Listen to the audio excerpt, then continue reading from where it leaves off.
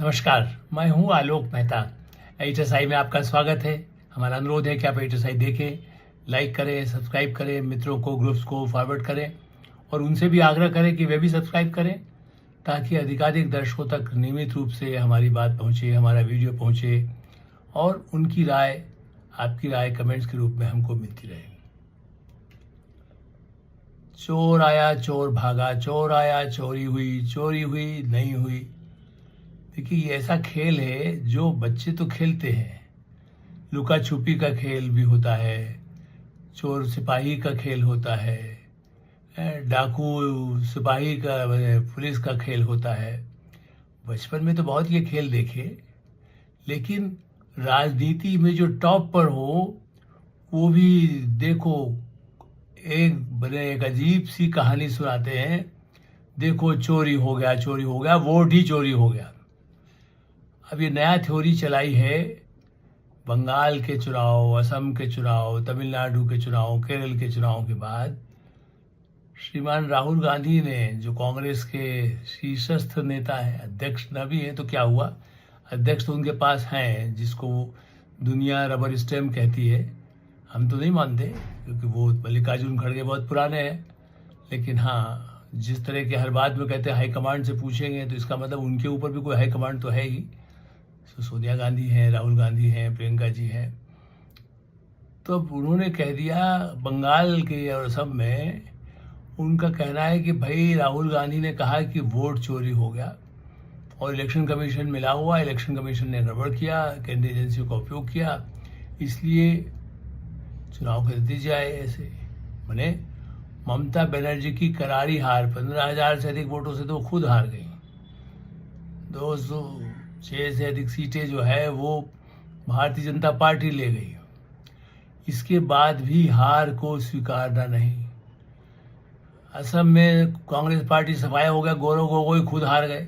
जैसे यहाँ ममता बनर्जी हारी, वहाँ गौरव गोगोई तो चेहरे हैं उनके, वो लोकसभा के सदस्य हैं अभी फिलहाल, लेकिन जनता ने उनको विधानसभा के लायक और प्रदेश के नेतृत्व के लायक नहीं माना। नेतृत्व तब होता जब विधानसभा में उनका बहुमत आ पाता, लेकिन वो तो मुख्यमंत्री बनने के दावेदार, गोगोई के बेटे हैं, उनको तो उत्तराधिकार, राहुल गांधी प्रधानमंत्री बनना चाहते हैं तो फिलहाल अभी तो वो खुद भी मुख्यमंत्री बनने के लिए लगे हैं। तो गौरव गोगोई अब वो हार जाएं तो कहो वोट चोरी हो गया। 100 सीटों पर वोट चोरी हुआ, बाकी पे नहीं हुआ। हर मतलब आप देखिए कि पूरे प्रदेशों में 400, 200, 250, 300, 125, मतलब आप ही बताइए कि सीटें सब उसमें जो है इतनी सीटों पे चोरी करेगा, उसके बाद नहीं।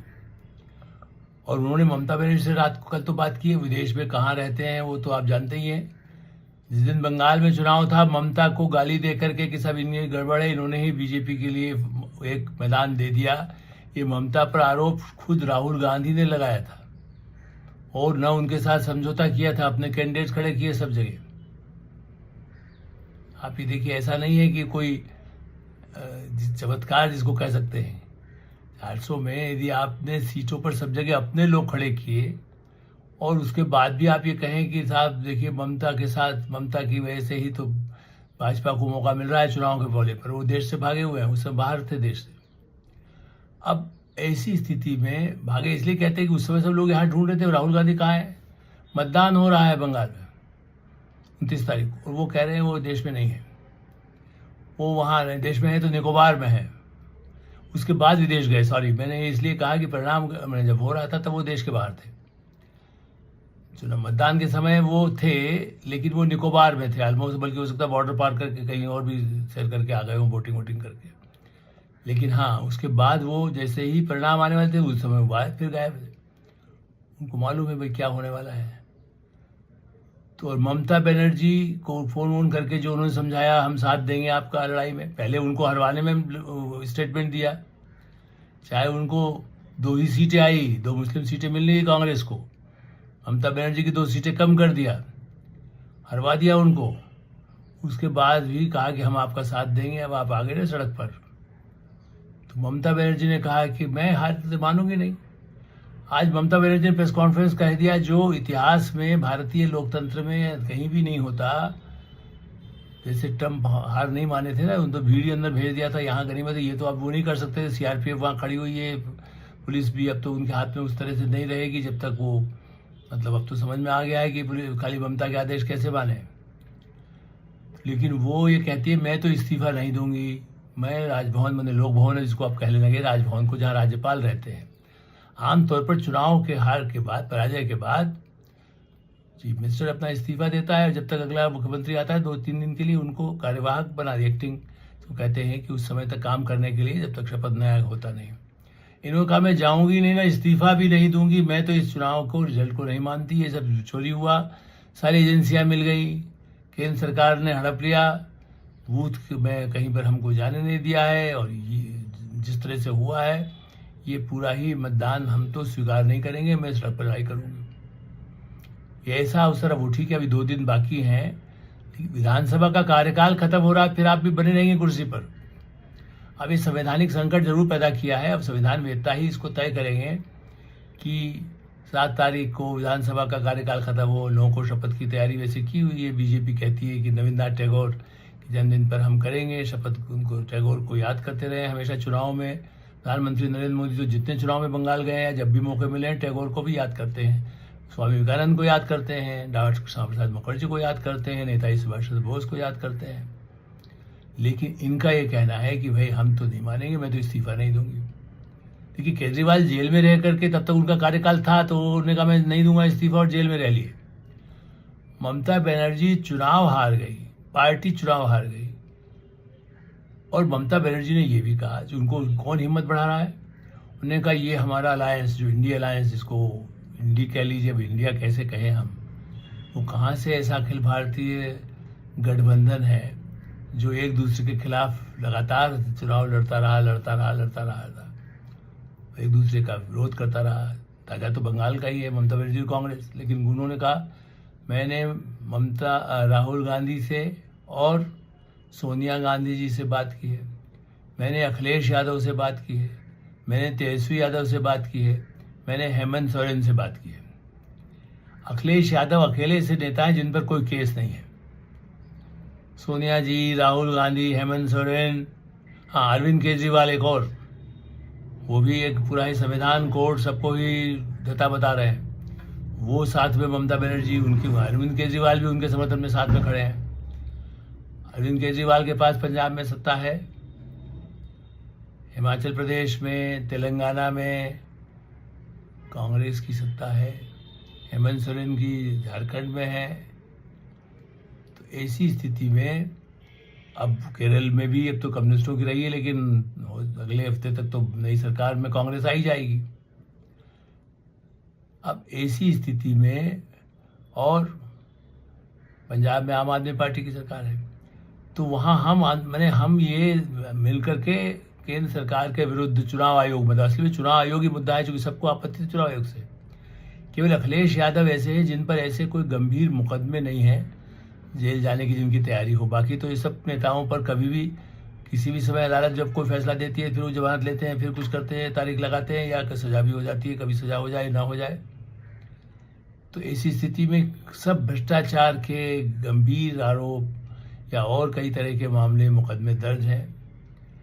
अब उनके बल पर किन राज्यों में ऐसा आंदोलन करेंगे, दिल्ली, वो ने कहा दिल्ली की लड़ाई अब मेरी होगी, मैं हार नहीं मानूंगी। ये खैर एक जुझारू वो हैं, कम्युनिस्टों से लड़ाई लड़ी है, इसलिए मैं उनके, हम तो कल भी मैंने अपनी, जैसे मैं हर कार्यक्रम में अपने और बाहर भी जब टीवी चैनल पर बोला हूँ, लिखा है कि वो पुरानी संघर्ष वाली नेता जरूर रही हैं, लेकिन ये कि इतने अनुभव होते हुए क्या उनको इतनी शालीनता नहीं थी कि इस्तीफा देती। लड़ाई तो लड़े हैं वो, पुष्प में जाने के बाद सड़क की लड़ाई लड़े हैं, विरोध में आने के बाद, और ऐसा कई पार्टियों के साथ, नेताओं के साथ हुआ है, सत्ता में आने के बाद फिर से आ सकती है। पहले तो उन्हीं को यदि संयोजक बना दिया गया होता इसी गठबंधन का, या नीतीश कुमार को बना दिया होता, तो आज शायद ये स्थिति कांग्रेस की दुर्गति भी नहीं होती।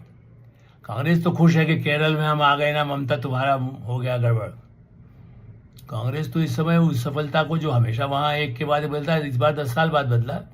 केरल में तो केरल की कम्युनिस्टों की, जातियों, भ्रष्टाचार से लोग उबे हुए, बूढ़ा नेतृत्व, थका नेतृत्व, पार्टी में भी झगड़े, ऐसी स्थिति में वो हारे हैं। वो कांग्रेस की जीत नहीं है, ये बार बार मैं कह रहा हूँ। लेकिन हम प्रियंका गांधी और राहुल गांधी तो आकाश में थी, उनके 3, वेणुगोपाल मुख्यमंत्री पद के दावेदार, वो तो दाएं हाथ हैं, लेकिन वो चाहेंगे कठपुतली हो भाई, मैं क्यों बनूं, दस्तखत कोई और करे, काम मैं करूँगा। केजरीवाल को उन्होंने सिखाया, वो केजरीवाल से सीखे, जैसा भी हो।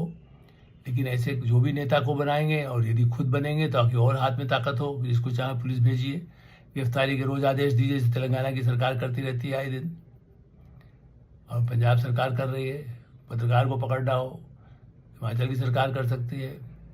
तो ऐसी स्थिति में इस समय अराजकता के लिए एक गठबंधन है। अर्बन नक्सल की चर्चा तो प्रधानमंत्री नरेंद्र मोदी, गृहमंत्री अमित शाह करते रहे, चूंकि नक्सल खत्म कर दिया, बंगाल में अत्याचार भ्रष्टाचार करने वाली पार्टी को पराजित कर दिया। अभी जो अर्बन नक्सल ही नहीं, शीर्ष पार्टियों के, राजनीतिक पार्टियों के नेता ही अर्बन नक्सल की तरह ही, भाई संविधान में जो प्रावधान है कि आप पार्टी चुनाव हारने के बाद इस्तीफा दीजिए, तो नहीं देंगे। अदालत है तो हम अदालत में सुनेंगे नहीं, हम जाएंगे ही नहीं, यदि या तो हमारे हिसाब से जज होगा, जज हट जाए वहां से कुर्सी से, तब हम होगा। बार बार यदि माफी मांगनी नौबत आए, लेकिन कभी राहुल गांधी इधर करेंगे, लुका छुपी करेंगे, कभी इधर चले जाएंगे। ऐसी स्थिति में एक अराजकता की स्थिति पैदा करने की तैयारी कर रही हैं ममता बनर्जी और राहुल गांधी। निशाना यही है कि हम केंद्र सरकार को गालियां देते रहें। जो भ्रमित लोग हैं, गरीब लोग हैं, जिनको नहीं पता है, नहीं, एक सिंपैथी लेने के लिए ममता बनर्जी और अपने ये भी आरोप लगा दिया कि देखिए नहीं, वो भाजपा के गुंडे, भाजपा के लोग, वो हमारे लोगों को मार रहे हैं, उनको तक कर रहे हैं। एक दो छुटपुट कोई घटनाएं बंगाल में हुई हो, लेकिन पिछले इलेक्शन से जितने देखे गए हैं उनमें बुरी तरह, जैसे ही मतदान से पहले भी खूब वायलेंस होता था और हिंसा होती थी, घरों को जला दिया जाता था। दृश्य आप कोई भी देख सकता है। मेरे कहने से यदि किसी को आशंका हो, लगता हो कि मेरा कोई बायस है, तो दुनिया कोई और सरकार कहती हो, भाजपा सरकार कहती हो, भाजपा के प्रवक्ता कहते हो। गृह मंत्री अमित शाह ने कहा था सुनिश्चित करेंगे कि अगले 3-4 हफ्ते और भी कोई सीआरपीएफ वहां रहेगी, ताकि कोई हमले टीएमसी वालों के समर्थक तथा कथित गुंडे या आपराधिक तत्व, वो कहने को समर्थक है। और जवाहर सरकार जो बहुत ही अच्छे प्रशासनिक सेवा में रहे, सेक्रेटरी लेवल पर, कई जगह वो चेयरमैन रहे बड़े बड़े ऑर्गेनाइजेशंस के, और राज्यसभा में उनको ममता बनर्जी तृणमूल कांग्रेस ने भेजा था, उस समय से पहले इस्तीफा दिया था, क्योंकि वो खुद मान रहे कि बिल्कुल गलत लोगों को उन्होंने बना दिया। तो अल्टीमेटली समय से पूर्व ही उन्होंने राज्यसभा से इस्तीफा देके वो अपना लेखन, वो बीजेपी के बिल्कुल खिलाफ है। यही मेरा मानना है कि आप बीजेपी की विचारधारा से असहमत हो, डेमोक्रेसी में तरीका यही, विरोध करिए, बोलिए, लिखिए, सब कुछ कर सकते हैं। लेकिन ये कैसे संभव है कि आप जो चाहे उल्टा पुल्टा करेंगे और उसके बाद कहेंगे कि नहीं, हम तो सत्ता में बने रहेंगे, नहीं तो सत्ता हमारी, नहीं तो कुछ हो नहीं सकता, हम किसी को स्वीकार नहीं करेंगे। तो ऐसी स्थिति में एक अगले वाले दिनों में ये चोर खुद चोरी करें, खुद यदि बूथ कैप्चर कर लें तो अच्छा है, नहीं तो चोर कह रहे हो। दूसरा जो आमतौर पर हमारे यहाँ यही कहा जाता है, जो खुद चोरी करता है या खुद चोर बनता है, वो खुद ही जोर से चले चोर, ताकि लोग दूसरी तरफ दौड़ने लगे, वो कुछ चोर भी पीछे दौड़े और अपना भाग जाए, कहीं रास्ते में निकल जाए। तो चोरी का एक नया खेल राहुल और ममता ने शुरू किया है। कहाँ तक जाएगा अर्बन नक्सल का साथ लेकर, ये आने वाला समय बताएगा। एडिटर साहब में विराम देते हैं। एडिटर साहब देखते रहें, लाइक करें, सब्सक्राइब करें और मित्रों को, ग्रुप्स को फॉरवर्ड करें। धन्यवाद, नमस्कार।